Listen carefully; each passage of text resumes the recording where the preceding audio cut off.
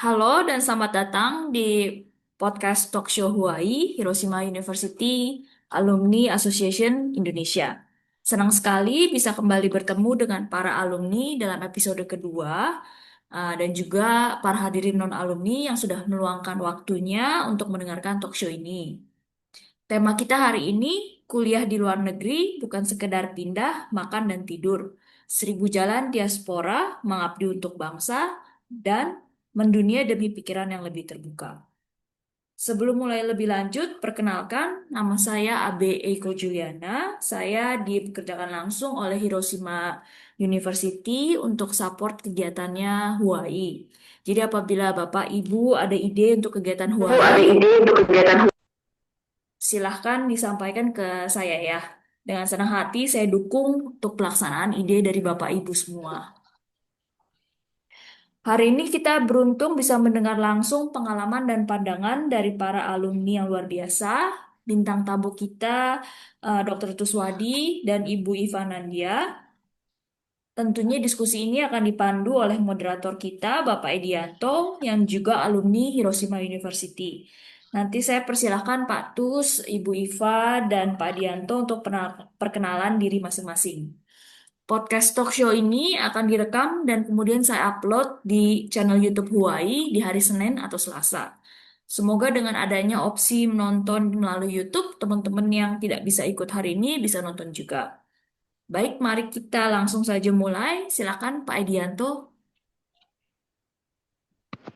Selamat malam semuanya. Selamat Assalamualaikum malam. warahmatullahi wabarakatuh. Waalaikumsalam. Oke, kita bikin santai ya untuk kegiatan hari ini.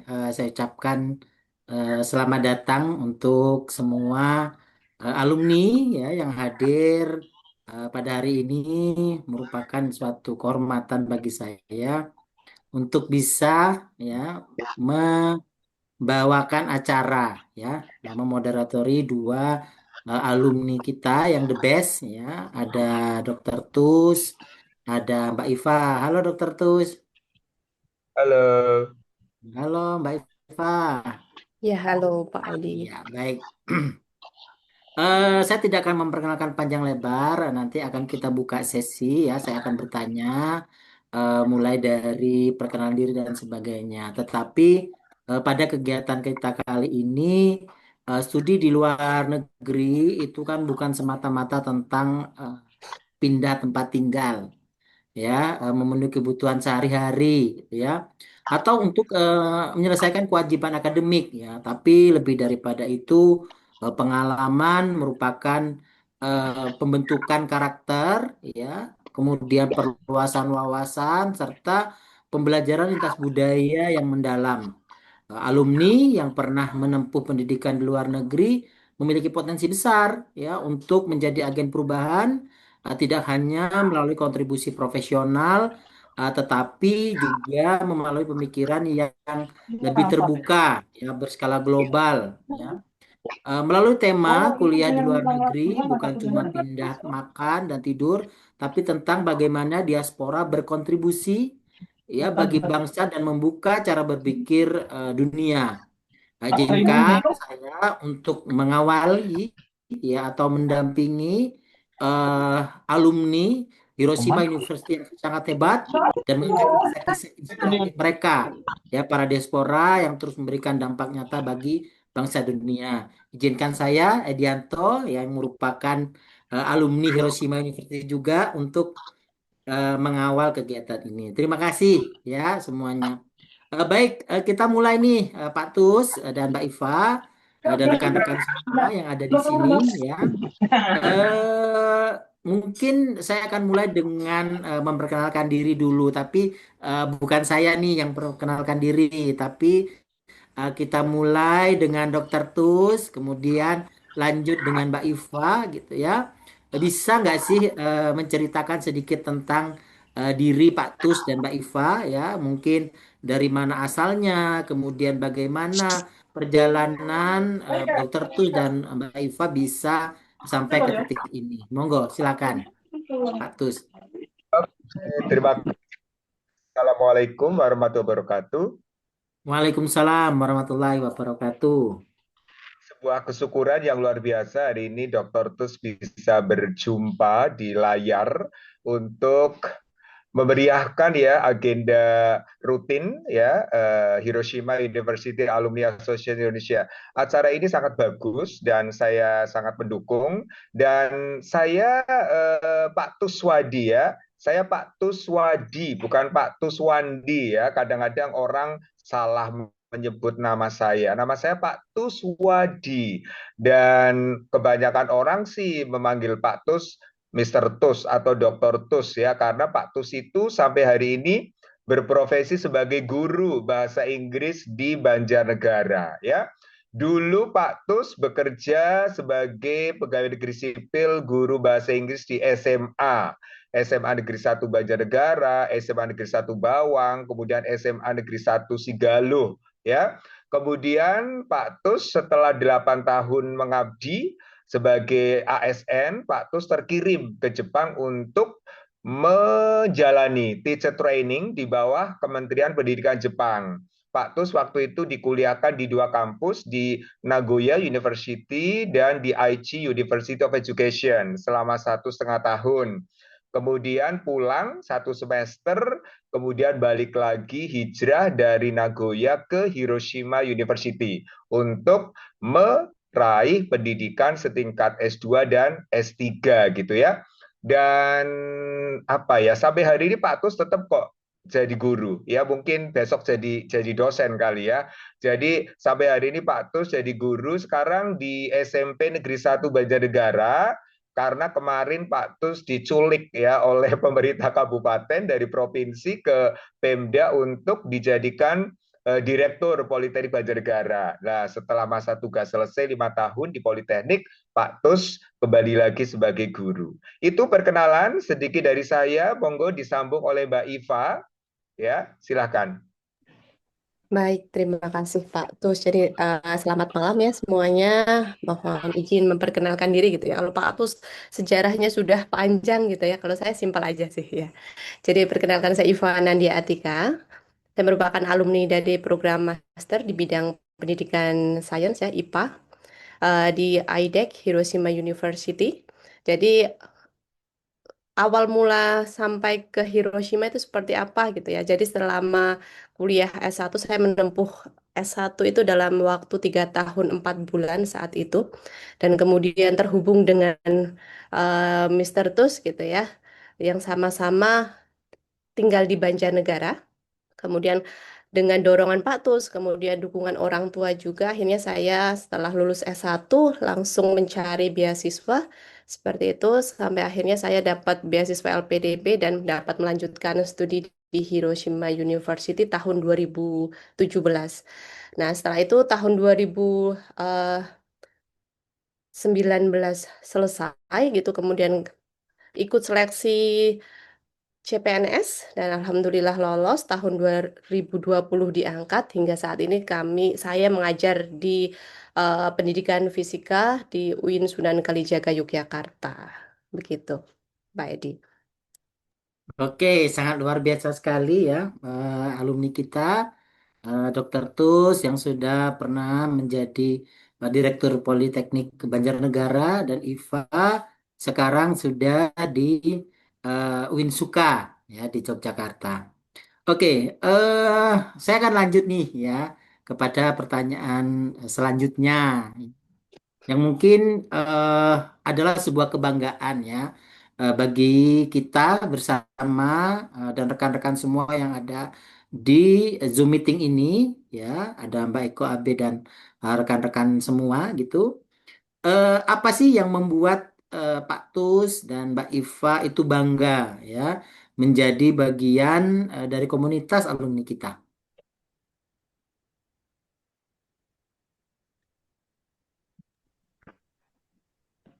Ya, monggo Pak Oke, Tus. oke, nggih. Gimana ya rasanya ya, Pak Tus itu guru deso gitu ya, guru di Udik lah di kampung gitu ya. Jadi saya apa ya nggak pernah bermimpi bisa terdidik di negara yang begitu maju, begitu rapi gitu ya. Jadi awalnya begini, waktu itu kan.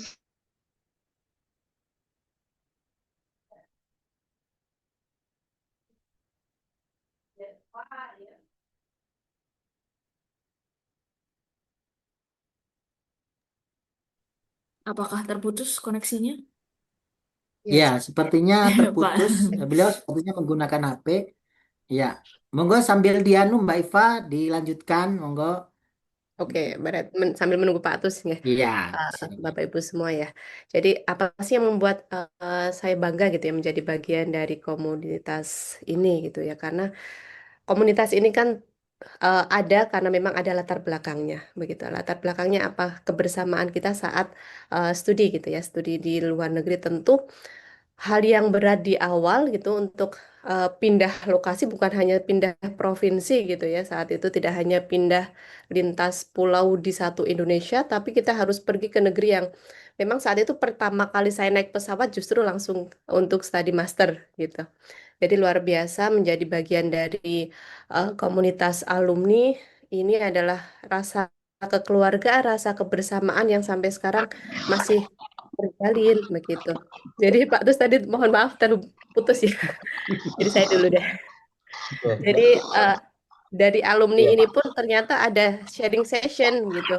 Kemudian harapannya semangat-semangat seperti ini tuh terus kita sebarkan gitu karena ketika saya berkunjung ke sekolah-sekolah itu memang akhirnya di zaman sekarang generasi muda itu lebih apa ya masih enggan bermimpi tinggi seperti itu apalagi dengan latar belakang mungkin yang kurang beruntung begitu. Namun dengan adanya banyak pintu yang terbuka gitu dengan komunitas alumni ini harapnya kita bisalah saling berbagi gitu kemudian saling menginspirasi minimal tetangga sendiri gitu ya atau Sendiri gitu ya.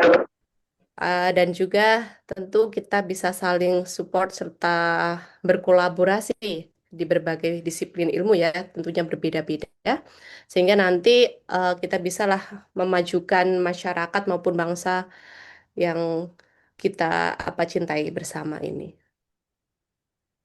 Ya, tadi agak terputus sedikit. Terima kasih Mbak Iva. Monggo Pak Tus, tadi sempat terputus. Ngapunten. Monggo silakan. Ya, kemudian kan karena inspirasi dari Pak Arief gitu ya, dia seorang guru STM, teknik mesin aja berani gitu, seleksi ke Jepang gitu. Akhirnya disitulah Pak Tus terinspirasi untuk ikut seleksi juga gitu bersama-sama dengan Pak Arief gitu ya, dengan Bu Wiji juga waktu itu. Dan ini menjadi cikal bakal bahwa inspirasi itu sangat berguna ya, sangat berguna untuk orang lain gitu ya. Sehingga saya setelah menjadi bagian dari Hiroshima University itu, saya merasa berhutang bahwa saya bisa seperti ini karena, mohon maaf, inspirasi seorang Pak Arief gitu. Akhirnya setelah saya studi di Hiroshima tahun 2009, itu 2009, akhirnya saya terus bergerak gitu, Ed. Bergerak bagaimana cara menghidupkan semangat-semangat pemuda-pemuda di Indonesia, di kampung itu supaya bisa ikut ya, ikut Pak Tus untuk menempuh ilmu gitu S2 dan S3. Ada yang beasiswa, ada yang pribadi, ada yang pakai jaso. Pokoknya ya seperti itu. Jadi kalau saya hitung dengan kalkulator itu Pak Tus mendirikan alumni bisa itu ya. Ada 38 alumni Hiroshima University yang Pak Tus bawa dengan caraku sendiri gitu ya. Ada Mas Edi juga, ada Rahmatika, ada dosen UNES, Mas Arif, kemudian ada yang dari Aceh, pokoknya semua yang IDEC itu Pak Tus itu yang bawa. Dan ini saya melakukannya sekali lagi karena terinspirasi dengan seorang sahabat yang namanya Pak Arif gitu.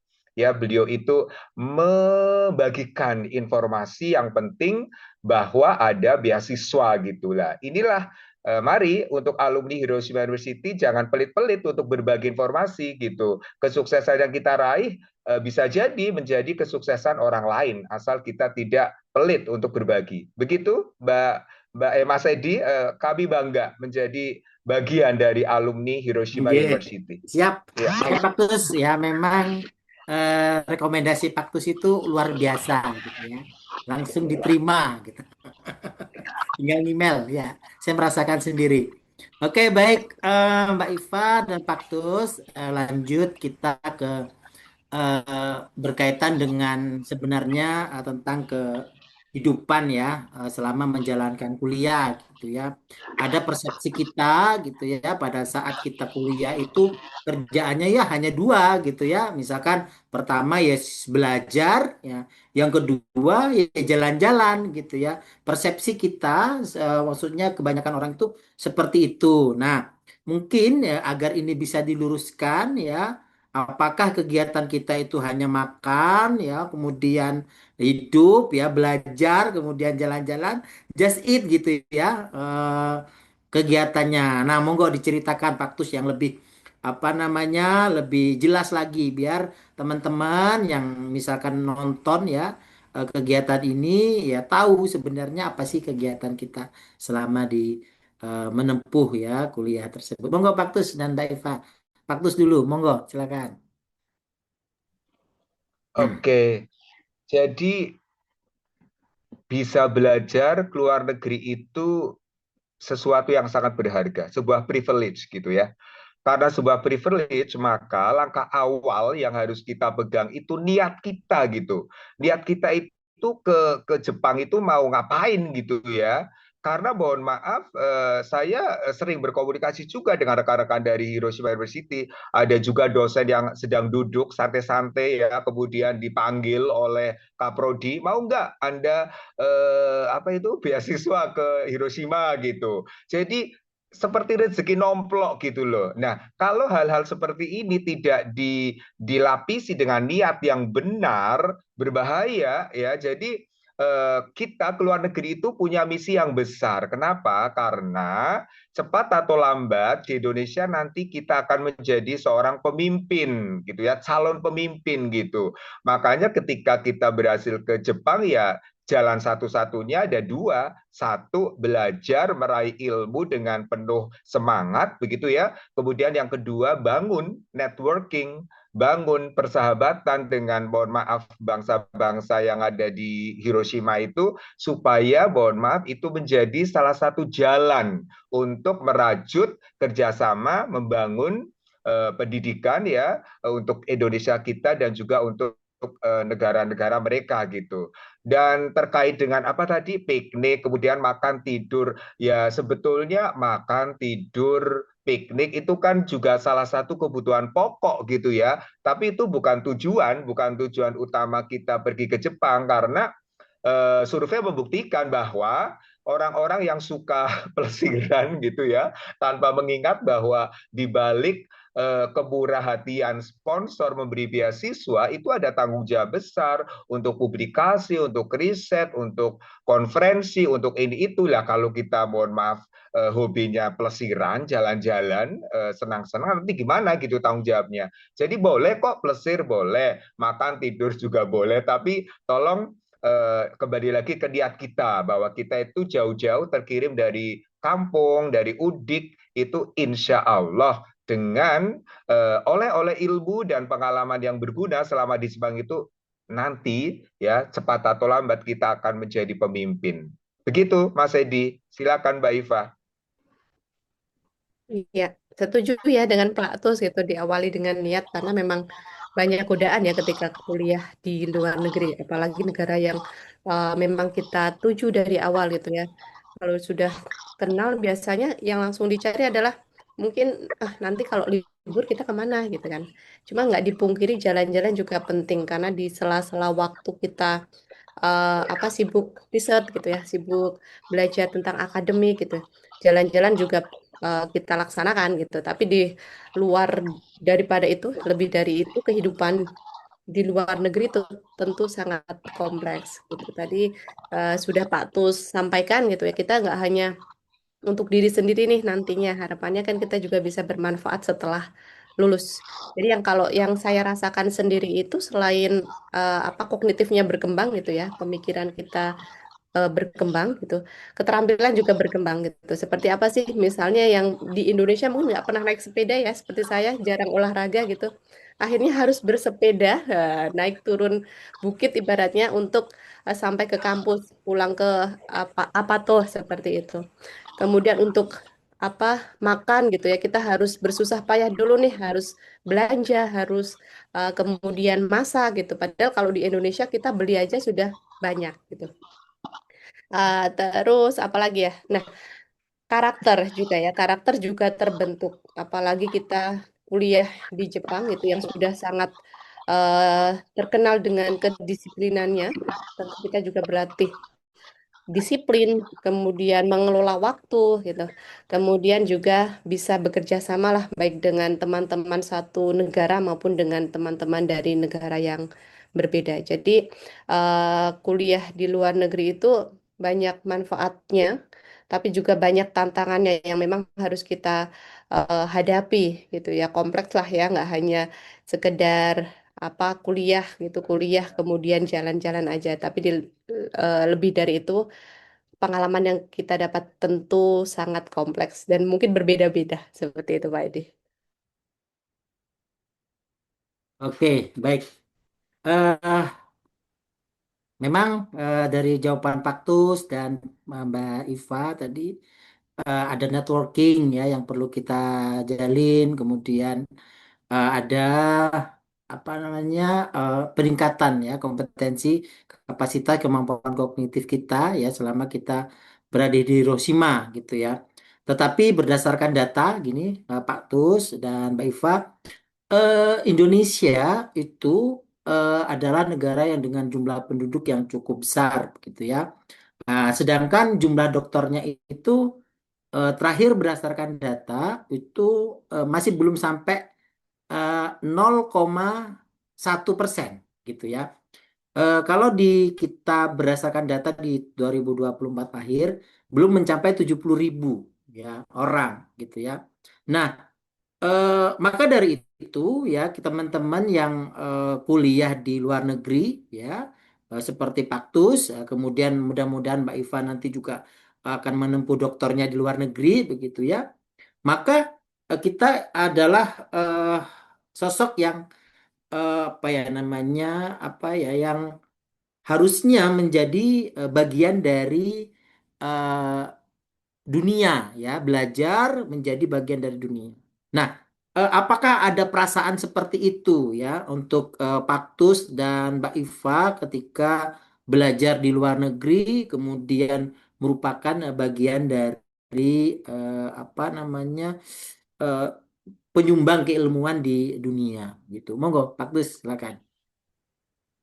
Oke, dari kampung menuju ke Hiroshima ya, dan di Hiroshima kita itu bertemu dengan mahasiswa dari berbagai negara gitu ya, dan mereka itu punya cita-cita besar ya untuk memajukan bangsa dan negaranya gitu, sehingga Pak Tus ketika di Hiroshima itu memotret bahwa orang-orang Bangladesh itu mohon maaf ya, kekuatannya besar sekali, semangatnya besar sekali. Anak-anak Sri Lanka juga begitu. Dan ketika mohon maaf kita bandingkan dengan negara kita, mungkin ya negara kita kan jauh lebih besar, jauh lebih maju gitu ya. Tapi ketika melihat semangat mereka yang seperti itu, Pak Tus ya mohon maaf harus harus ikut prihatin juga bahwa kayak saya kok ternyata mohon maaf terlambat gitu ya. Kenapa saya setua ini baru berhasil menjadi bagian dari warga dunia atau global citizen gitu ya.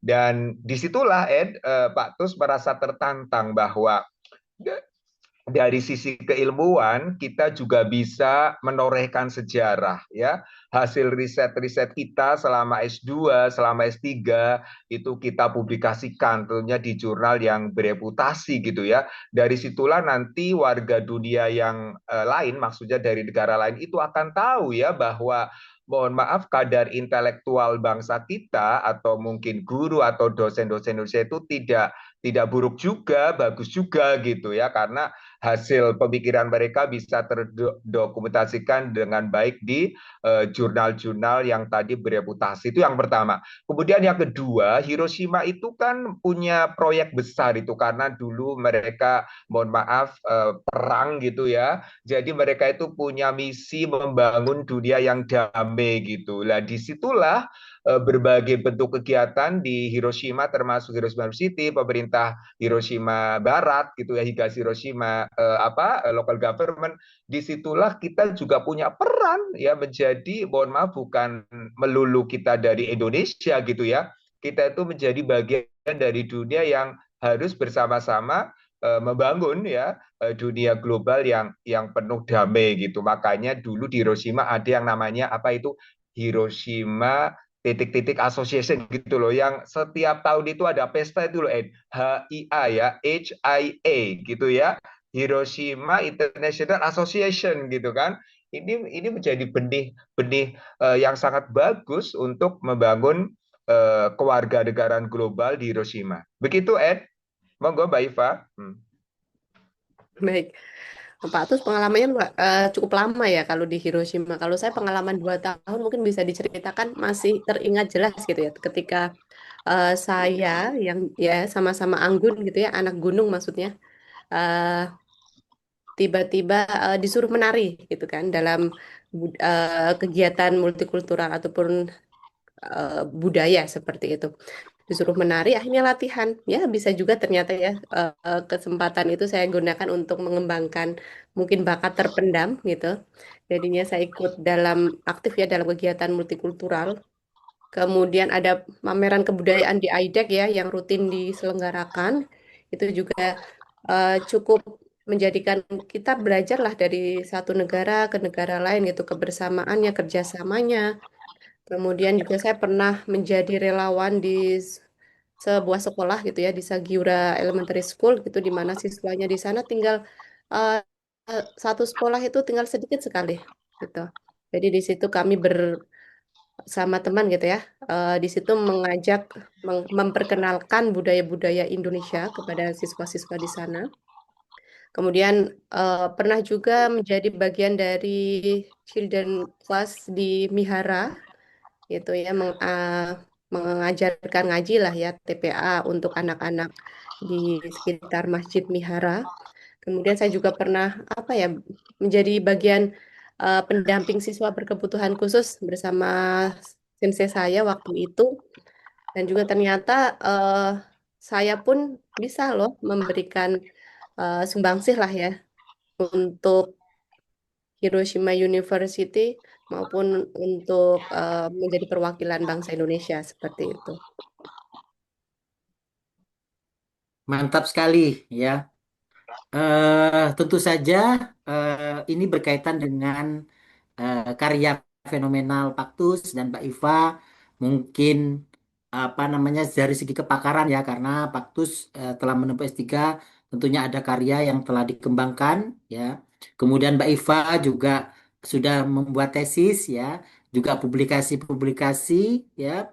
Dan itu kan merupakan tanggung jawab ya kita sebagai kontribusi kita terhadap bidang akademisi dan perubahan dunia tentunya. Nah, bisa diceritakan nggak dari kepakaran Paktus dan Mbak Iva yang merupakan menjadi tanggung jawab dan berkontribusi untuk eh, keilmuan dunia, begitu. Monggo, Paktus, silakan. Oke, jadi saya seorang guru ya, Ed ya. Jadi apa ya? Membangun bangsa itu kita tidak harus jadi pejabat gitu ya. Membangun bangsa itu kita tidak harus jadi bupati, jadi gubernur gitu ya. Jadi membangun bangsa yang paling mudah itu adalah dengan cara turut membangun mindset ya bangsa kita, yaitu bangsa Indonesia gitu. Salah satu cara terbaik untuk bangun mindset bangsa yang bagus itu dengan cara menulis ya. Jadi Pak Tus itu tahun 2009 sampai 2010 itu beasiswanya dikit. Sampai-sampai mohon maaf PP Hiroshima itu menyumbang ya, memberi sedekah, memberi sodako kepada Pak Tus, guru udik dari kampung yang uangnya habis gitu ya. Nah, ketika hal ini terjadi, Ed, saya memanfaatkan masa-masa kesedihan ini untuk merefleksikan bahwa saya punya sesuatu yang bisa kalau ditulis itu bisa menginspirasi bangsa gitu. Akhirnya Perpustakaan Nasional di Jakarta atau apa itu? Pusat Perbukuan ya, Pusat Perbukuan Depdikbud RI itu ngadain lomba untuk guru, lomba penulisan buku pengayaan fiksi. Nah, disitulah Pak Tus setiap petang sehabis maghrib itu menulis.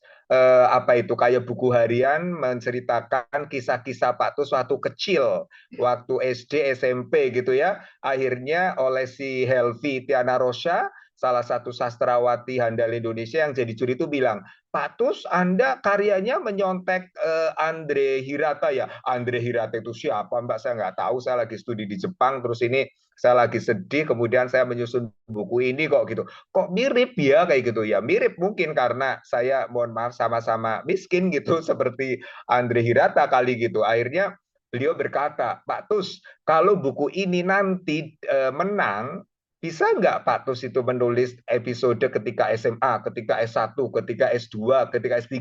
Itu pasti nanti akan menginspirasi bangsa kayak gitu. Nah, disitulah saya merasa tertantang, Ed dan rekan-rekan semua, bahwa setiap diri kita itu punya keunikan, punya sejarah yang patut untuk direkam ya, ditulis kembali untuk menjadi inspirasi bangsa. Akhirnya tahun 2010 buku Paktus terbit, novel, kemudian Paktus bikin novel buku harian Putri Paktus ya.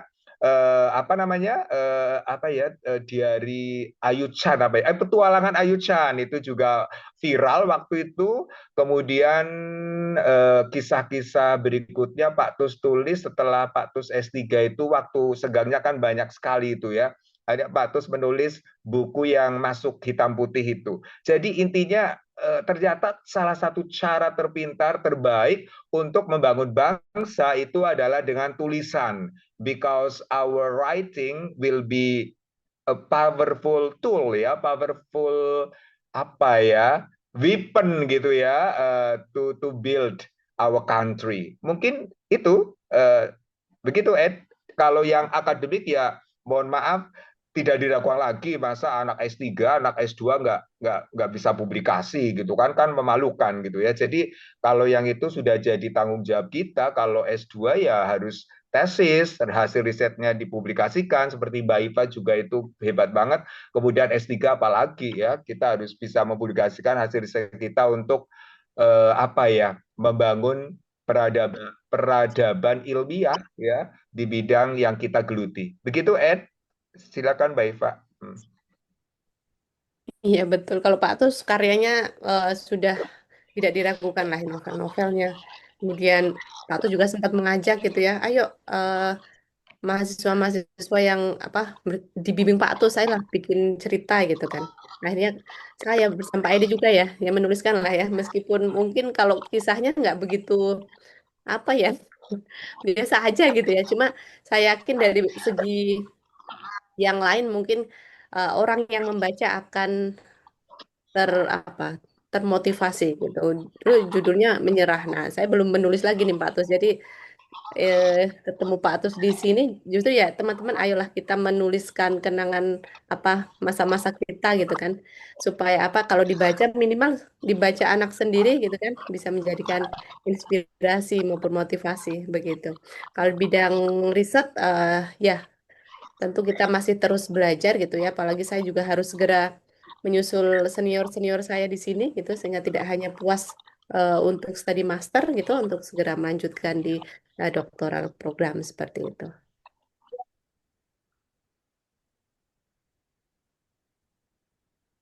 Oke. Pengalaman yang sungguh luar biasa ya dari Tus dan Mbak Iva gitu. Hmm. Setelah ya setelah menyelesaikan studi ya di Hiroshima University tentunya eh, banyak kiprah ya yang telah dilakukan Pak Tus gitu ya. Kemudian Mbak Iva juga eh, tentu saja banyak kiprah ya yang telah dilakukan setelah kembali ke Indonesia ya. Nah, eh, berikan ya kepada kita semangat Paktus ya. Kira-kira yang telah dilakukan Paktus sama Mbak Iva ya dan kontribusi yang telah dilakukan Mbak Tus dan Mbak Iva yang ketika kembali ke Indonesia. Apakah bisa diceritakan Paktus untuk memotivasi kita semua di sini? Monggo Paktus. Oke, ya karena saya berangkat ke Jepang itu sudah jadi guru, sudah jadi abdi negara ya, Mau tidak mau saya harus kembali ke Indonesia dan bekerja kembali jadi seorang ASN yang jauh lebih bagus, jauh lebih keren, jauh lebih hebat dari sebelumnya gitu. Maksudnya di sini hebat-hebatnya itu bukan untuk menyombongkan diri gitu. Jadi ketika misalnya ya Bupati Banjarnegara mengajak ngobrol Dr. Tus gitu ya kita harus bisa mengobrolkan sesuatu yang mohon maaf nanti muaranya untuk bisa membantu ya pemerintah Kabupaten Banjarnegara untuk membangun lebih bagus gitu, membangun lebih maju gitu. Kemudian misalnya mohon maaf ada orang tua datang tergopoh-gopoh ke rumah Pak Tus, anak saya ingin S2, ingin S3 gitu. Ya Pak Tus layani juga mereka karena mereka akan jadi bibit-bibit calon pemimpin. Tapi mohon maaf ini mungkin ada anak SMA yang ikut di sini ya, banyak anak-anak muda yang semangatnya membara-bara ingin kuliah ke Brisbane, ke Inggris, Perancis. Tapi begitu ditanya, kamu sudah punya sertifikat TOEFL belum? TOEFL itu apa ya Pak Tus? IELTS itu apa ya? Aduh gimana sih? Ya ingin jadi orang besar, ingin keluar negeri, masa belum punya sertifikat TOEFL? Yang punya, aku sudah punya Pak Tus. TOEFL, TOEFLan gitu ya, TOEFL di kampus itu kan nggak boleh untuk melamar beasiswa gitu. Jadi saya ingin anak-anak muda yang ingin berkembang besok mau masuk S1, S2, S3 ke luar negeri itu mulai sekarang lah ya belajar bahasa Inggris dengan bagus, kuasai TOEFL skor atau IELTS yang bagus gitu sehingga nanti tidak terkendala untuk apa itu seleksi beasiswa ya itu yang pertama. Kemudian yang kedua, sorry. Yang ketiga, Pak Tus tentunya di sini kan sebagai orang yang sudah sepuh gitu ya, itu banyak tergabung di asosiasi, ada PGRI, ada apa kayak namanya MGMP gitu ya. MGMP itu singkatan dari Musyawarah Guru Mata Pelajaran gitu. Ya, jadi ya Pak Tus di situ harus bersedia berkenan ya kapanpun itu diundang jadi pembicara ini, jadi pembicara itu gitu. Ya muaranya itu ya mohon maaf kembali lagi bersama-sama membangun SDM supaya daerah kita itu maju gitu. Jadi intinya setelah kita pulang dari luar negeri selama 3 tahun kek 5 tahun kek, tolong selama di Indonesia itu kita tidak boleh pelit-pelit, kita tidak boleh apa namanya pelit itu sih bahasa Jawanya apa ya saya lupa ya, tidak boleh pelit lah pokoknya lah ya, tidak boleh kikir gitu ya, pokoknya siapapun yang meminta ilmu kita, meminta pengalaman kita gitu, kita harus dengan tangan terbuka memberikannya. Itu sebagai salah satu cara kita membangun secara langsung Indonesia yang lebih baik gitu. Jangan terus kita sudah merasa pintar jadi PhD holder, jadi doktor gitu, terus kita sulit untuk bergaul ya dengan orang-orang biasa atau mungkin pejabat atau mungkin ya siapapun itu. Begitu, Ed. Silakan, Mbak Eva, lanjutkan. Oke. Eh, setelah pulang ya, setelah pulang dari Hiroshima gitu.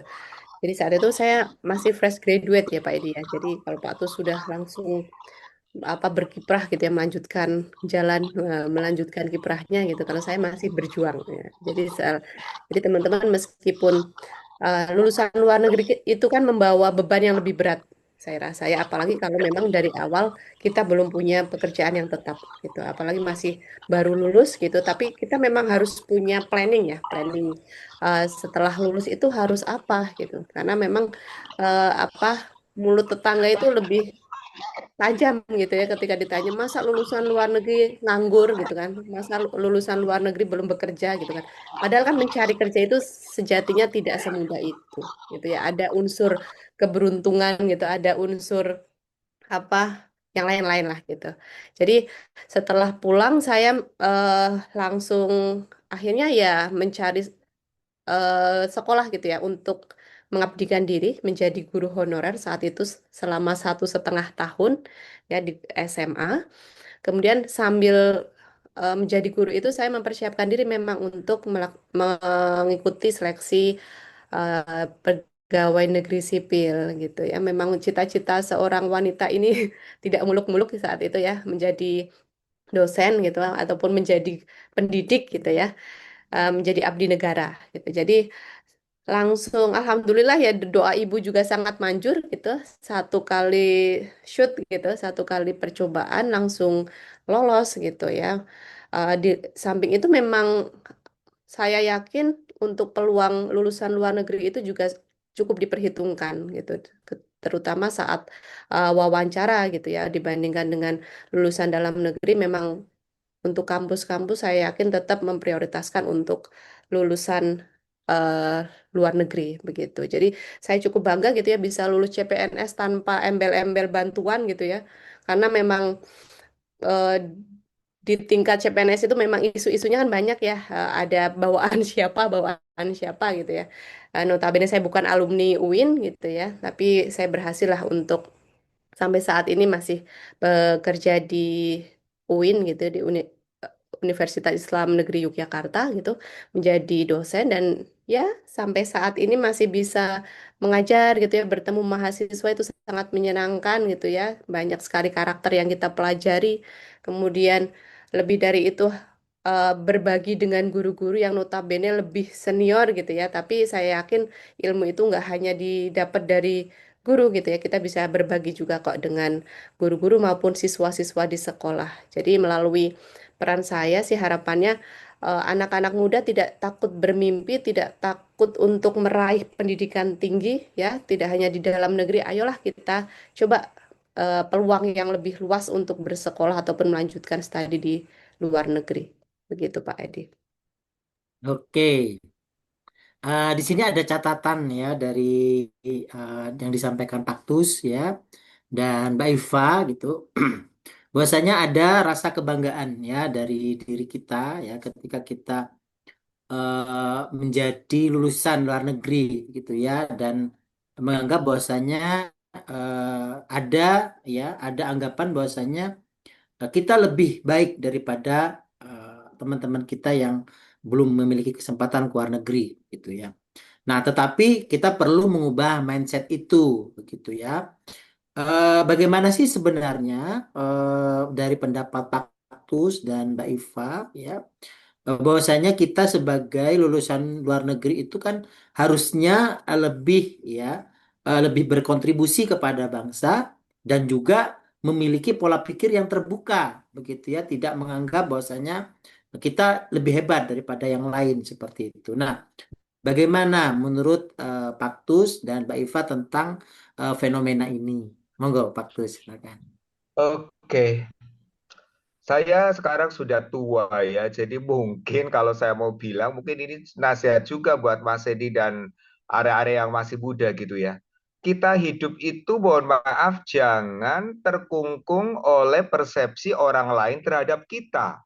Misalnya, saya bilang ke Iva, Iva, kamu pinter sekali. Ya itu kan menurut Pak Tus, ya kan? Jadi jangan sampai Mbak Iva itu terus bilang, aku bangga banget dipuji oleh Pak Tus. Padahal, mohon maaf, Iva itu sebetulnya nggak pinter gitu. Nah, ini yang menjadi racun kita ya. Bahwa kalau kita, mohon maaf, merasa menjadi lulusan dari luar negeri, maka jangan sampai kita terkungkung, terbelenggu oleh persepsi orang. Oh, itu Pak Tus lulusan luar negeri pasti pinter gitu. Karena kalau sudah seperti itu, kita akan, mohon maaf, berhenti belajar, akan terblok pikiran kita. Kita di mana-mana dipuja-puja pinter. Padahal, mohon maaf, kita gobloknya minta ampun karena tidak pernah belajar, tidak pernah baca buku, tidak pernah berkarya mungkin ya. Itu, mohon maaf, itu yang pertama. Jadi untuk menunjukkan bahwa kita itu lebih dari yang lain, itu kita harus fokus kepada diri sendiri. Jangan fokus kepada persepsi atau omongan orang lain terhadap kita gitu ya. Karena itu sangat berbahaya. Ya, jadi intinya boleh kita berbangga, merasa lebih baik ya karena kita lulusan luar negeri, tapi kebaikannya itu kita translated, kita terjemahkan ke dalam perilaku dan tindakan yang nyata gitu, yaitu dengan cara berkontribusi lebih banyak untuk masyarakat, baik di dekat kita ya maupun masyarakat yang mungkin lebih jauh dari kita. Itu menurut saya. Kalau menurut Mbak Iva gimana? Nggak, mungkin saya nggak setuju ya sama Pak Tus gitu ya. Benar sih kalau misal kita mau apa sombong, apa yang disombongkan gitu kan. Semuanya punya apa rezeki, punya jalannya masing-masing gitu. Kalau kita eh, ibaratkan kayak di atas langit pasti masih ada langit lagi, di atas langit lagi masih ada langit lagi seperti itu. Jadi ketika apa namanya ada persepsi gitu ya, mungkin ada lulusan luar negeri itu hebat, pinter. Cukup itu jadikan motivasi kalau kita memang harus terus mencari ilmu, kita memang harus terus mengembangkan keilmuan gitu supaya apa sih? Supaya yang dipandang orang-orang itu muncul benar gitu di dalam diri kita. Jadi jangan jadikan itu sebagai apa hal yang terus membuat kita menjadi sombong ataupun apa besar kepala gitu ya. Tapi ayolah gunakan asumsi-asumsi yang sudah ada itu memang untuk diri kita menjadi lebih baik dan bisa apa menjadi lebih bermanfaat juga untuk sesama gitu. Bukan hanya kita apa diberi ilmu dari luar negeri gitu ya, kemudian kita tidak membagikannya kepada sekitar. Gitu ya Pak Edi. Oke, siap. Oke, baik. Saya kembali kepada kata kontribusi nih, ya, Pak Tus dan Mbak Iva. Nah, sebenarnya, ya, eh, sebenarnya kontribusi seperti apa sih yang harus kita berikan kepada bangsa dan bahkan dunia, ya. Apakah perlu sebuah kontribusi yang besar atau kontribusi seperti apa yang sebenarnya yang perlu kita sumbangsihkan kepada bangsa dan dunia, begitu. Monggo, Pak Kris. Oke, kontribusi ya. Ya, seperti yang tadi sudah aku katakan gitu. Kalau misalnya kita pulang dari luar negeri itu masih nganggur gitu ya, maka kita harus punya semangat yang membara-bara untuk bisa berhasil ya seleksi PNS atau di mana gitu. Itu yang pertama. Kita punya punya posisi untuk ada kontribusi gitu. Jadi Pak Tus sekarang kan mohon maaf jadi guru ya, guru bahasa Inggris. Ya Pak Tus ya kontribusinya ya mohon maaf mengajar bahasa Inggris dengan sebagus mungkin gitu. Sehingga anak-anak itu akan terajar dengan baik, terdidik dengan baik gitu. Kalau masalah mohon maaf tugas-tugas yang lain, misalnya Pak Tus diundang ke sana, diundang ke sini gitu, itu mungkin menjadi plus ya, menjadi kontribusi plus gitu ya, tanpa mengganggu tugas utama Pak Tus sebagai seorang guru gitu. Jadi misalnya hari ini misalnya ya Pak Tus hari ini diundang oleh Almi gitu untuk mengikuti kegiatan peningkatan kapasitas dosen dan pendidik gitu ya terkait artificial intelligence gitu itu apa menjadi semacam kontribusi plus gitu. Tetapi saya tidak mungkin mohon maaf meninggalkan murid-murid saya itu zong gitu ya. Saya berangkat ke Jakarta, anak-anak di SMP 1 Banjarnegara berkeliaran gitu ya. Enggak ya. Pak Tus tentunya 2 hari sebelum berangkat ke Jakarta sudah memberikan tugas yang keren, yang bagus, yang sedianya meskipun Pak Tus tidak di kelas, mereka tetap bisa beraktivitas, bisa meningkatkan kemampuan bahasa Inggrisnya gitu. Ya mungkin sih 5 atau 10 menit ditemani oleh guru piket dulu gitu ya. Tapi setelah itu mereka bisa berjalan. Dan malam ini anak-anak lapor, Dokter Tus tugasnya sudah selesai, videonya sudah selesai, sudah dinilai apa belum gitu. Ini menjadikan saya itu menjadi guru yang mohon maaf ya seperti tadi tidak terpengaruh dengan ucapan orang gitu. Misalnya Mas Edi bilang, kayak Pak Tus itu kan guru omprengan gitu. Tahu guru omprengan? Maksudnya guru yang tidak pernah mengajar, dapat gaji gitu, ya, tapi kemana-mana gitu. Itu nggak banget bagi Dokter Tus itu nggak banget gitu. Jadi Pak Tus itu berusaha tampil menjadi seorang guru yang bertanggung jawab gitu, tanpa melupakan bahwa karena mohon maaf kita itu lulusan luar negeri dan punya kapasitas untuk ini itu gitu ya. Mohon maaf ketika ada amanah lain itu ya tetap kita laksanakan dengan penuh tanggung jawab, tetapi tanpa meninggalkan atau meremehkan tugas utama kita sebagai seorang guru ASN gitu. Jadi seperti itu prinsip saya gitu. Kalau Mbak Iva gimana?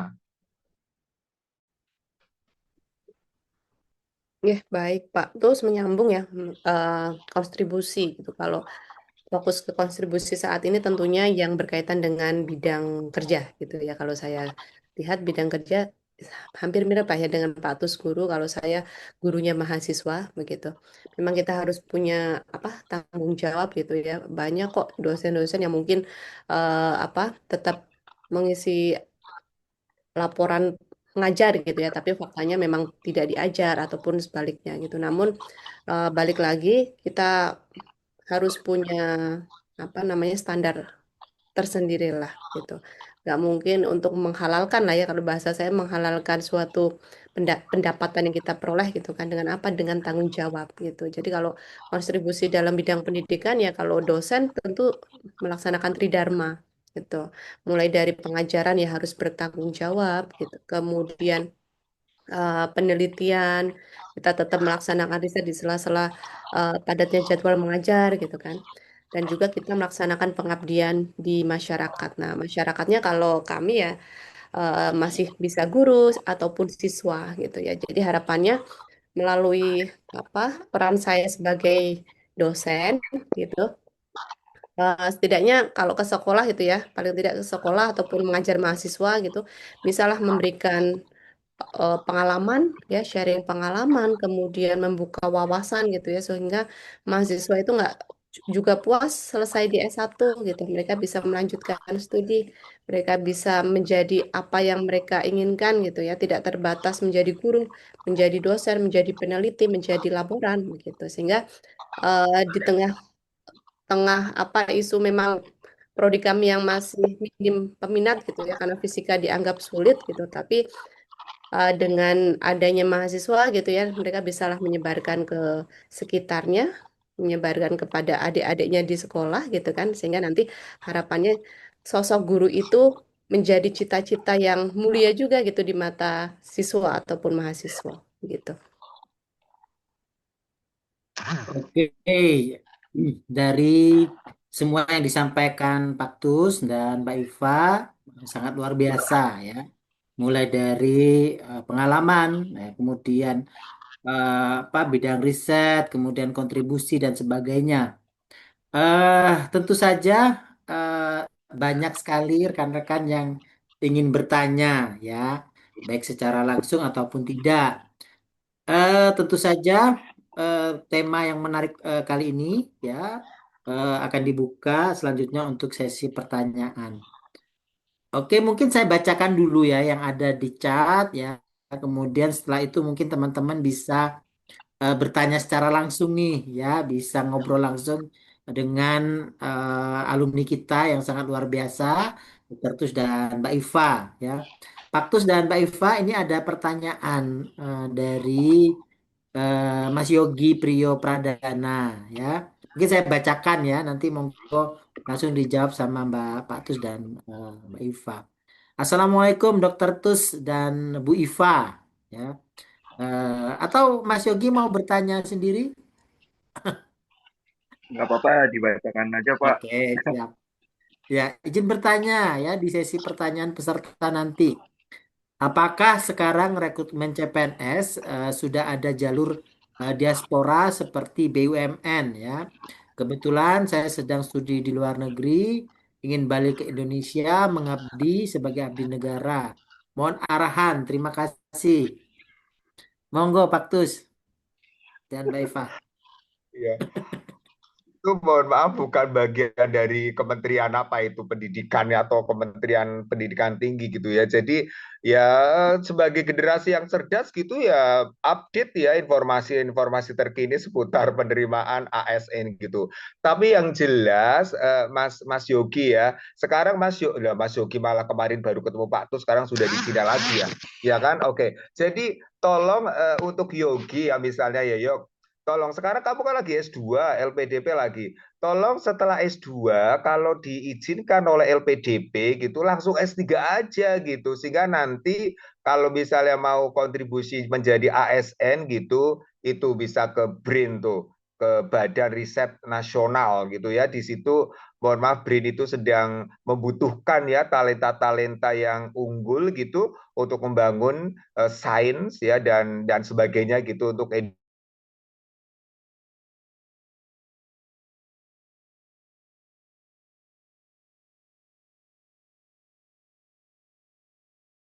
jangan.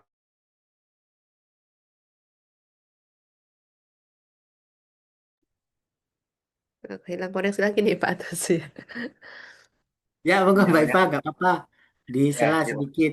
Monggo. Kalau saya search di Google gitu ya, ya eh, ada jalur rekrutmen CPNS untuk diaspora. Cuma Pak Yogi bisa baca secara detail gitu. Mungkin benar kata Pak Atus ya kalau misal sekarang S2 bisalah lanjut langsung ke S3 gitu karena peluangnya jauh lebih besar gitu. Kalau lulusan S2 saya yakin sekarang sudah banyak, tapi kalau lulusan S3 tentu bisa ke BRIN, bisa menjadi dosen juga banyak ya yang kualifikasinya langsung S3 dan itu peluangnya uh, lebih besar lah dibandingkan sekedar lulusan S2. Itu ya Pak Tus. Dilanjut Pak Tus. Iya, iya itu saya sepakat dengan Mbak Iva. Jadi untuk Yogi misalnya raih S3 lah ya, S2 tanggung gitu. Itu yang pertama. Oke, langsung saja Mas Edi, ini Pak Tus kok internetnya nggak jelas banget gitu ya. Ini Mbak Novi ada pertanyaan menarik ini Mbak Novi, Masya Allah. Mbak Novi kan juga peneliti handal Indonesia gitu ya. Bagaimana cara membangun kolaborasi kerjasama dengan Jepang gitu? Bagian Pak Waduh, Tus kita ini luar sama-sama biasa. dokter, Mbak. Monggo, monggo, waktu langsung dijawab. Silakan, silakan.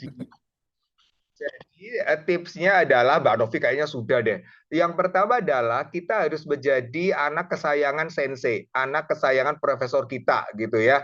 Kalau sudah jadi kesayangan, Masya Allah, sampai beliau meninggal dunia, kita itu masih jadi bagian ya dari riset mereka gitu. Contohnya Pak Tus. Pak Tus itu sampai hari ini, mohon maaf, menjadi bagian dari Wakupro Research Center Executive Committee Members gitu. Jadi di situ Pak Tus punya tanggung jawab untuk publikasi 1 tahun 1 publikasi itu minimal gitu. Nah, ini membawa konsekuensi yang bagus di mana Wakupro Research Center itu menggelontorkan dana untuk kolaboratif research ya antara Pak Tus dengan profesor di Hiroshima gitu. Nah, ini kan menjadi salah satu cara buat kita untuk membangun kolaborasi riset yang sustainable gitu. Syukur-syukur nanti misalnya Pak To sudah tua, sudah pensiun gitu ya, nanti bisa digederasikan, bisa diwariskan ke generasi berikutnya, misalnya ke Mbak Iva atau ke Mas Edi gitu,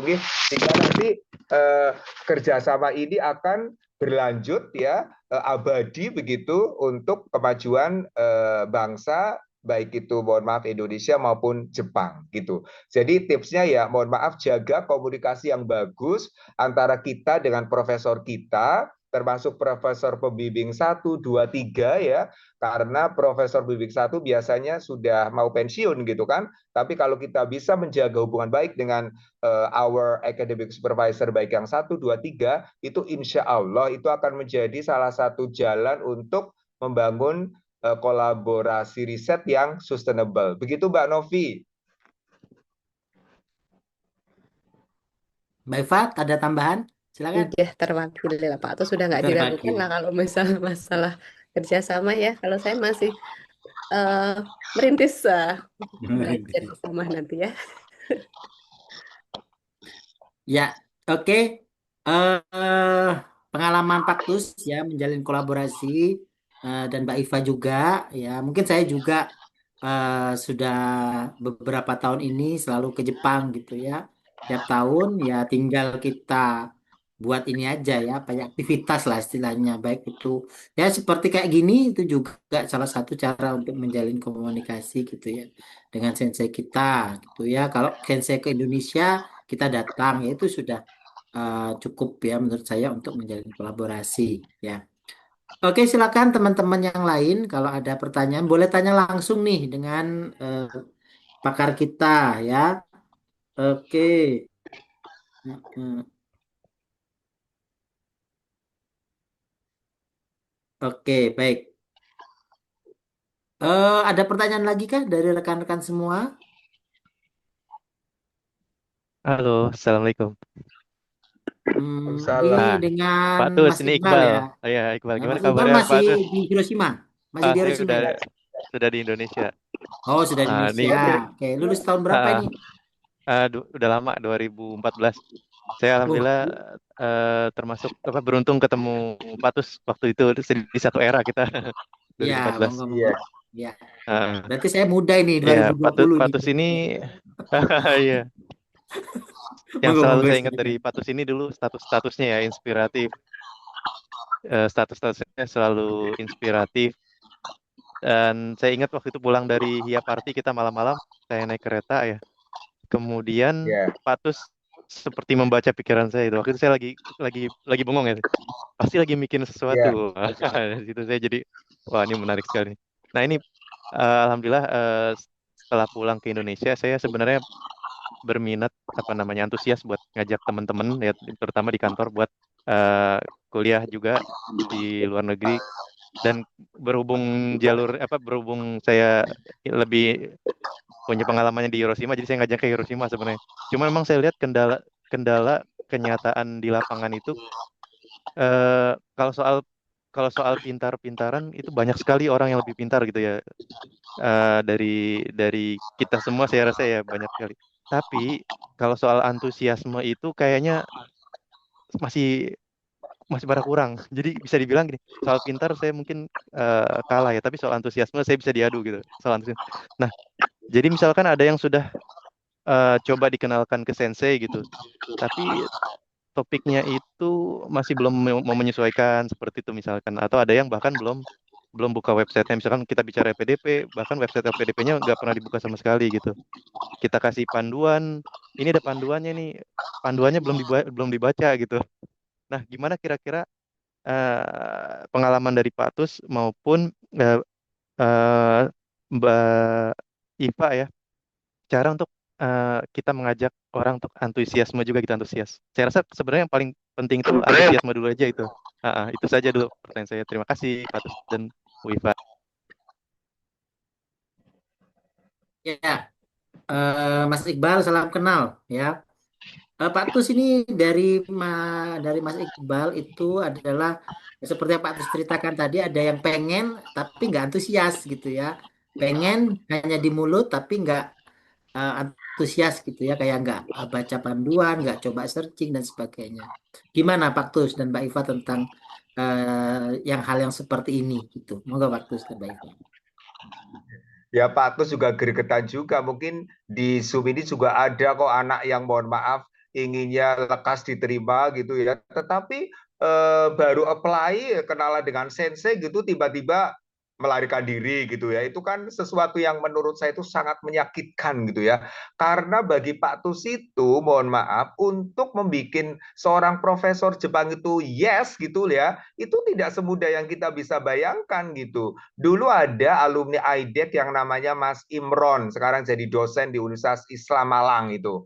Itu Pak Tus, saya 10 kali sudah email ke profesor di AIDEC, nggak ada yang membalas satupun. Saya sampai bilang, lah kamu itu siapa gitu, ya. Terus akhirnya sudah kamu ke Banjar aja temui Pak Tus. Nanti kamu mau studi S2 apa sih gitu. Akhirnya terus Pak Tus berpikir dia itu punya bakat gitu ya. Akhirnya Pak Tus ya dengan bismillah gitu mengemail sensei gitu bahwa ada anak mau S2 gitu, dia lulusan S1 bahasa Inggris gitu, dan saya sudah tahu dia itu anak yang baik gitu ya. Ternyata tidak sampai 1 menit ya email Pak Tus dibalas gitu bahwa profesor berkenan. Jadi intinya Pak Tus sekarang ini lebih galak untuk mohon maaf meladeni anak-anak muda yang kayak pertama itu sok-sok yakin gitu ya. Karena mohon maaf ini juga membahayakan bagi reputasi Pak Tus juga gitu. Karena mohon maaf dari 38 anak atau 38 orang yang saya bawa ke Hiroshima itu tidak semuanya mengharumkan reputasi seorang Dr. Tuswadi gitu ya. Jadi saya hati-hati sekali ya, termasuk mungkin yang sehari ini pada ikut Zoom dan minta bantuan ke Pak Tus untuk studi ke Jepang itu, tolong ya kalau belum yakin, merasa belum koordinasi dengan orang tua, janganlah minta-minta ke Pak Tus untuk memediasi gitu, karena mohon maaf itu merusak citra Pak Tus sendiri gitu, karena mohon maaf Pak Tus dibutuhkan bukan oleh Edi aja, bukan oleh Iva aja gitu ya, tapi dibutuhkan oleh banyak anak-anak muda Indonesia yang ingin kuliah ke Hiroshima gitu, dan ini akan dihancurkan kalau anak-anak muda yang tadi tidak apa ya punya komitmen itu meluluh lantakan rencana emas Pak Tus gitu. Jadi intinya cara memitigasi hal-hal ini untuk tidak terjadi di masa yang akan datang, ya Pak Tus, mohon maaf, harus memiliki cara yang hebat, yaitu menandatangani surat perjanjian, gitu ya. Surat perjanjian, komitmen, ya. Kalau memang dia bersungguh-sungguh, mau ikhtiar, mau berkorban, tidak pelit gitu, mau ujian TOEFL, nggak punya uang itu gimana ya? Atau mau IELTS, tanya biayanya kok mahal loh, emangnya uangnya buat Pak Tus gitu ya, itu uangnya buat buat ujian dia sendiri gitu, dan Pak Tus nggak berurusan dengan TOEFL atau apa tadi IELTS gitu ya. Pak Tus hanya membantu ya, memediasi komunikasi yang mohon maaf tingkat tinggi dengan profesor gitu. Jadi caranya ya memitigasinya tadi kita harus punya komitmen, punya surat perjanjian yang jelas gitu, supaya kalau mereka berulah, ini loh Prof, bukan salah saya, ini loh sudah berjanji dia itu akan begini-begini, tapi ternyata seperti itu, ya mohon maaf, saya jangan disalahkan dong gitu. Tapi ada sesuatu yang lucu itu Mas Edi dan Mbak Iva ya, termasuk ketika Pak Tus mohon maaf memperjuangkan Edi dan Iva tidak sampai 1 menit gitu ya, Profesor Yes gitu ya, itu Profesor Hayas itu sampai bilang begini ke Pak Tus, Tuswadisan, kamu itu sudah meminta tanda tangan saya itu berapa kali, berapa ribu kali gitu ya. Kemudian dia bilang, coba ini ada 3 apa itu LOE yang mau saya tanda tangani, kamu kenal dengan 3 orang ini gitu. Terus yang 2 kenal Sensei, tapi yang 1 saya nggak kenal. Oh, kamu itu anak gila gitu ya. Kamu itu anak yang mohon maaf terlalu baik gitu ya, terlalu mulia hatinya, dan kamu itu nggak sadar bahwa tidak semua orang itu baik gitu. Coba sekarang itu anak yang mau kuliah itu kamu tahu dia itu di mana, dia itu karakternya gimana gitu. Nah, saya tidak bisa menjawab apa-apa karena memang kita hanya berhubungan melalui apa itu email atau Facebook gitu ya, Ed ya. Akhirnya Profesor Yasi menasihati aku, Tuswadisan, mulai hari ini tolong hati-hati memilih anak-anak Indonesia yang akan kuliah ke Jepang. Karena itu akan mempengaruhi reputasi kamu, reputasi Indonesia juga. Kalau mereka bagus, ya Indonesia bagus, kamu bagus. Kalau mereka itu jelek atau mereka itu karakternya minim gitu ya, kamu juga, Indonesia juga yang kena. Nah, sejak saat itulah Ed dan Mbak Iva, saya berhati-hati untuk, mohon maaf, menjadi mediator, mediator gratisan gitu ya, untuk memajukan anak-anak Indonesia yang ingin kuliah ke Jepang. Gitu, Ed. Oke, siap Pak Tus. Lanjut Mbak Iva, monggo. Mungkin menambahkan sedikit ya, kalau Pak Tus pengalaman yang sungguh luar biasa. Jadi memang harus kenal secara personal gitu ya Pak Tus. Pak Tus kan suka memberi tantangan gitu ya. Jam sekian nanti datang gitu kan. Itu adalah salah satu bentuk kesungguhan gitu. Nanti ataupun Pak Tus tiba-tiba memberikan apa informasi gitu ya. Dari jam 7 nanti sampai malam kita akan melaksanakan kegiatan apa gitu kan. Nah, sebenarnya kesungguhan itu bisa dilihat dari hal-hal seperti itu mungkin nih Pak Iqbal. Tapi kalau rekan kerja kan nggak mungkin juga ya diperintah semacam itu gitu. Jadi mungkin Pak Iqbal juga harus mengenali karakteristik temannya gitu. Karena sebenarnya itu bisa dilihat ya kesungguhannya. Kalau misalnya memang hanya apa FOMO gitu ya, ingin ikut-ikutan aja biar bisa kuliah di luar negeri tapi nggak ada usahanya ya lebih baik nggak usahlah kita apa namanya mengajak-ngajak orang seperti itu gitu. Namun Pak Tus mungkin sudah memberikan cara, yuk kita tanda tangan ya di atas materai gitu, kita komitmen supaya apa namanya memang ini saya serius mau ngajak teman-teman, tapi teman-teman juga harus serius mengikuti apa langkah step by stepnya lah supaya nantinya bisa sama-sama kuliah di luar negeri seperti itu. Oke, baik. Em, Terima kasih Pak Tus dan Mbak Iva. Saya tawarkan lagi kepada rekan-rekan yang ingin bertanya, monggo. Tetapi sembari memikirkan pertanyaan, ini ada pesan dari Mbak Iko ya. Mbak Iko, mohon mengisi daftar hadir ya. Mohon mengisi daftar hadir di link form yang ada di kolom chat. Monggo silakan diisi ya. Diisi Semoga beberapa detik. mengisi absensi, semoga ada sertifikat gitu ya Mbak Eko ya. Karena beberapa anak sekolah pada ikut ini malam ini. Ya, ada murid SMA, ada mahasiswa juga S1. Oke, baik. Baik, Pak, nanti saya sampaikan ke Bu Oke, Maya. ya, Oke. saya tunggu nih ngisinya. Ya, tidak sampai 2 detik katanya. 2 detik sudah selesai itu ngisinya. Oke, baik. Ada lagi pertanyaan rekan-rekan semua? Silakan. Kalau tidak ada, mungkin kita sudah sampai kepada penghujung ya kegiatan podcast kita hari ini. Sungguh luar biasa ya. Pengalaman, kontribusi, kemudian eh, hal-hal yang telah dilakukan oleh apa pemateri kita ya, Dr. Tus dan Mbak Iva. Semoga bisa menjadi inspirasi ya. Tapi sebagai penutup ya, saya minta kepada Pak Tus dan Mbak Iva untuk dapat eh, sedikit ya memberikan pesan ya, kemudian dan harapan kepada rekan-rekan kita yang alumni luar negeri terutama ya. Di akhir saya juga akan meminta kepada Pak Tus dan Mbak Iva untuk memberikan satu statement ya, satu kalimat ya, kuliah di luar negeri ya, yang menggambarkan arti kuliah di luar negeri ya. Monggo, silakan Pak Tus dan Mbak Iva. Monggo. Oke, terima kasih. Itu ada Mbak Is tanya dari 38 anak yang saya bawa ke Jepang itu gimana. Lah pokoknya anak-anak lah ya. Namanya manusia ya ada yang rewel, ada yang soleh, ada yang solehah gitu ya. Jadi Pak Tus sudah menerima kenyataan yang ada gitu bahwa semua anak yang saya perjuangkan ke Hiroshima itu saya doain semoga mereka bisa berkarir gemilang menjadi apa yang dicita-citakan, tetapi mohon maaf jangan sampai mereka lupa diri untuk membantu sesama mereka untuk sama-sama sukses. Itu yang pertama.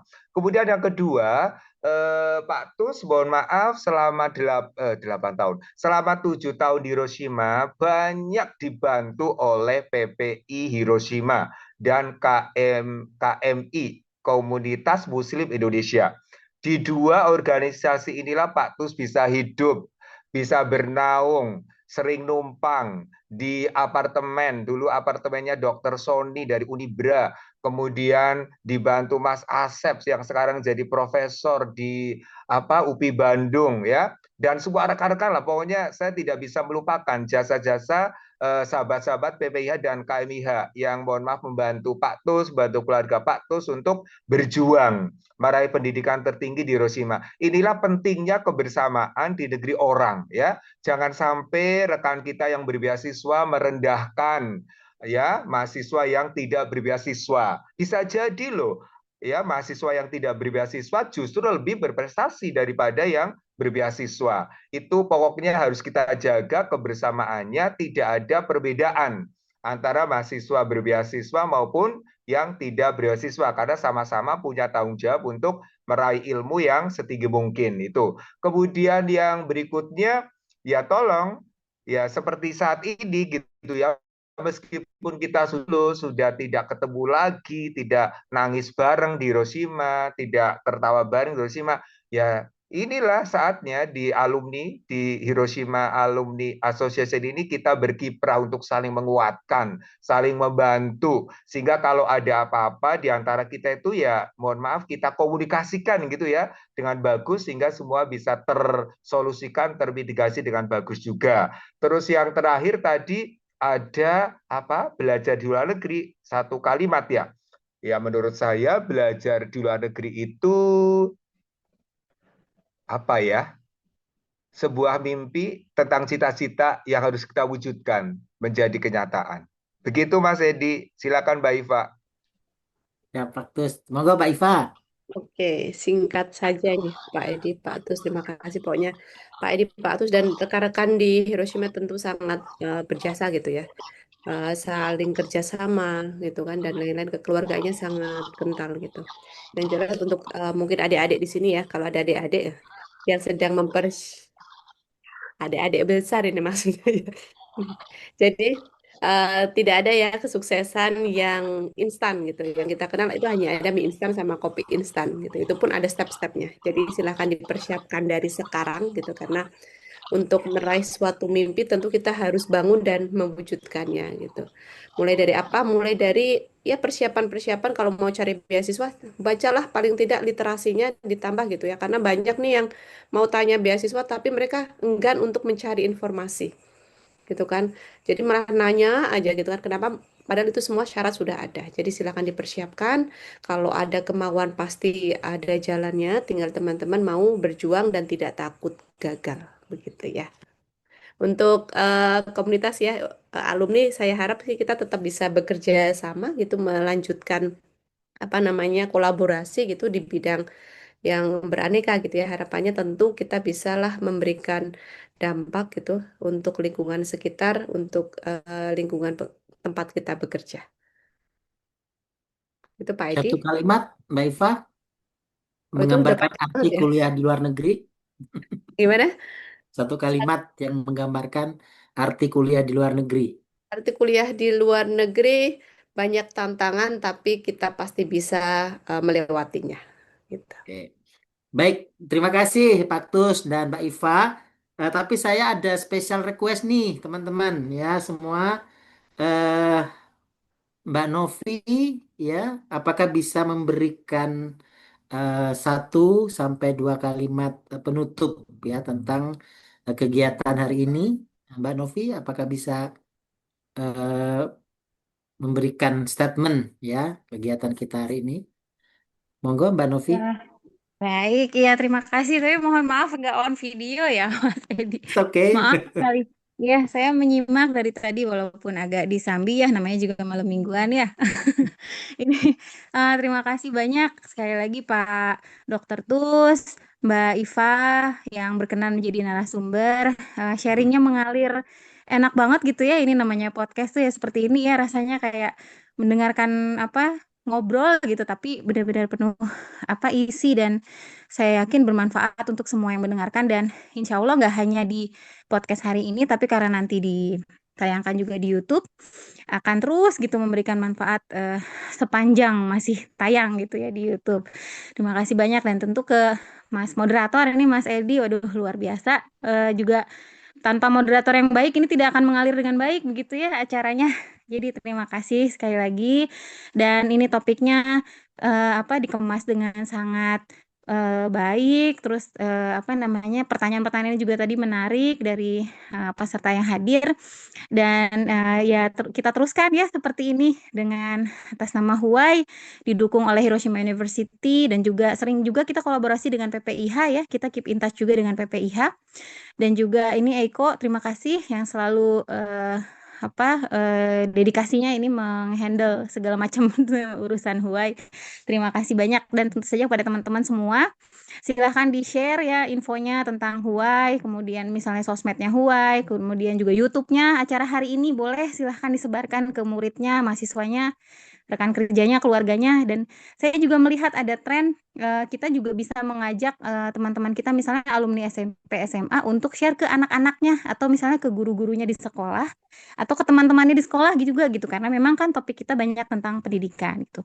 Tapi di luar itu silahkan terutama ke alumni nih pesannya silahkan ada ide atau misalnya apa namanya keinginan gitu ya untuk kolaborasi atas nama Huai gitu untuk kita memberikan manfaat dalam bentuk lain gitu tidak hanya podcast tapi mungkin entah seminar, simposium atau misalnya yang lebih santai atau kegiatan misalnya hanya kumpul-kumpul atau misalnya reuni silaturahmi atau bisa juga misalnya charity gitu ya kegiatan sosial apapun itu atau bahkan sebetulnya bisa juga kita mendukung usaha juga wirausaha gitu. Kita mungkin bisa membantu juga mencari network misalnya entah dari Jepang atau dari Indonesia. Itu juga mungkin dari Huawei bisa membantu dengan jaringan alumni yang begitu luar biasa gitu ya bisa kita manfaatkan sebaik-baiknya. Mungkin gitu aja. Sekali lagi terima kasih untuk semuanya. Selamat Oke. melanjutkan malam minggu. Sehat-sehat. Terima kasih Assalamualaikum. Mbak Novi atas eh, patah dua patah katanya. Apakah ada special request lagi? Coba saya cek. Ya, apakah ada foto bersama, Mbak Eko? Boleh, Pak. Oke, baik. Pak Tus jangan pergi, Mbak Iva jangan pergi, kita foto bersama. Mungkin teman-teman yang bersedia atau bisa buka eh, webcamnya, monggo bisa dibuka ya, special moment ya.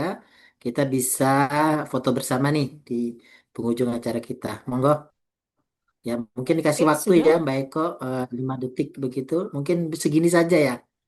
Ya, Oke. monggo di screenshot. Satu, satu, satu. Oke, satu, dua, tiga. Oke, terima kasih. Baik, terima kasih semuanya atas kehadirannya. Tentu saja ini bukan penghujung acara yang sebenarnya ya. Kita akan lanjutkan dengan podcast selanjutnya dengan topik dengan bintang tamu yang tidak kalah luar biasa. Saya ucapkan terima kasih sekali untuk HUIAA ya, kemudian Dr. Tus, Mbak Iva, Mbak Aiko, kemudian Mbak Novi dan rekan-rekan semua yang hadir menyempatkan waktunya di malam minggu ini. Saya ucapkan terima kasih sekali lagi, sehat selalu, tetap menjadi inspirasi Indonesia dan bisa berkontribusi untuk dunia. Saya ucapkan terima kasih. Wassalamualaikum warahmatullahi wabarakatuh. Waalaikumsalam warahmatullahi wabarakatuh. Terima kasih semuanya.